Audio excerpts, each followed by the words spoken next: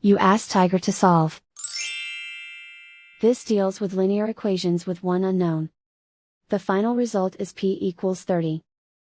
Let's solve it step by step.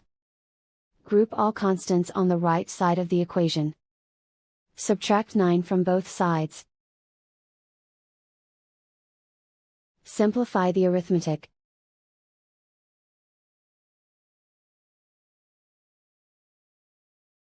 Isolate the p.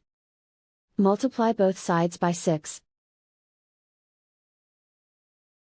Group like terms. Multiply the coefficients. Simplify the fraction. Simplify the arithmetic. And so the final result is p equals 30.